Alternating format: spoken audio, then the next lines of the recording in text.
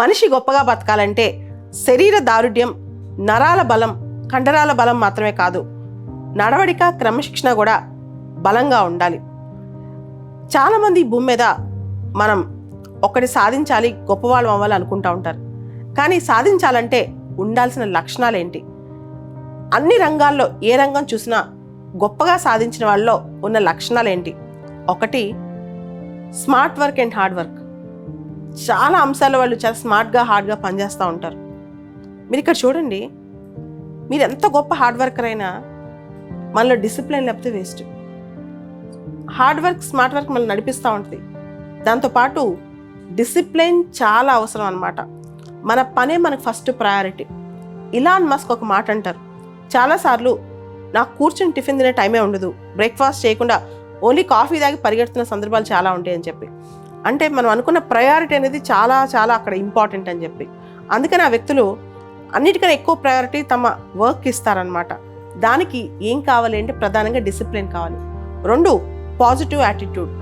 ఎన్నిసార్లు ఫెయిల్యూర్స్ వచ్చినా, ఎన్ని రకాల ఛాలెంజెస్ వచ్చినా, ఎన్నిసార్లు మన ఆశలు కుప్పకూలిపోయినా తిరిగి మనం లెగవాలి. అదే పాజిటివిటీ అనమాట, అదే పాజిటివ్ యాటిట్యూడ్. ఎక్కడ ఆగకూడదు, మనం పరిగెడుతూనే ఉండాలన్నమాట. అంతకంటే ముఖ్యమైనది కమిట్మెంట్. ఒక లక్ష్యం కోసం పర్సెవరెన్స్, కమిట్మెంట్ చాలా అవసరం. ఓపికతో పోరాడాలి.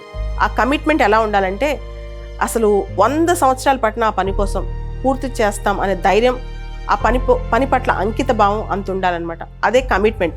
మధ్యలో వదిలేయకూడదు. కమిట్మెంట్ చాలా అవసరం అన్నమాట ఏ మనిషికైనా. తర్వాత ఏదైనా సరే టైం బౌండ్నెస్. ఏ పనికైనా సరే మీరు అనుకోవచ్చు ఎప్పుడో చేద్దాం, ఇంకెప్పుడో చేద్దాం, పోస్ట్పోన్మెంట్ కాదు. ప్రతి దానికి ఒక టైం ఫ్రేమ్ ఉండాలి. ప్రపంచంలో ఎంత పెద్ద పనికైనా దానికి ఎన్ని సంవత్సరాలు పట్టినా టైం ఫ్రేమ్ ఖచ్చితంగా పెట్టుకోవాలి. టైం ఫ్రేమ్ పెట్టుకునే పని చేయాలి. అది 4 ఏళ్ళు కావచ్చు, 5 ఏళ్ళు కావచ్చు. ఒక 5 years తర్వాత నేను ఇలా ఉండాలనుకుంటున్నాను, ఇప్పటి నుంచే రోజు దాన్ని ఎన్విజన్ చేసుకోవాలన్నమాట. ఆ టార్గెట్ పెట్టుకుని క్రమశిక్షణతో ముందుకెళ్ళాలి. 5వది అతి ముఖ్యమైనది, విమర్శలకు భయపడద్దు.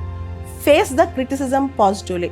మీపైన ఎంతమంది విమర్శలు చేసినా, ఎంతమంది మీ వల్ల కాదు అని చెప్పినా మీరు దాన్ని నవ్వుకుంటూ తీసుకుని చేసి చూపించండి. ఆర్గ్యుమెంట్ దిగద్దు, చేసి చూపించండి. ఇతరులతో మాటలతో చెప్పే కన్నా మీ చేతలతో, మీ లక్ష్యంతో, మీ సక్సెస్తో సమాధానం చెప్పండి. ఈ 5 లక్షణాలు మీలో ఉంటే మీరు ఏం చేసినా, ఏ రంగంలోకి వెళ్ళినా ఖచ్చితంగా గొప్పవారు అవుతారు.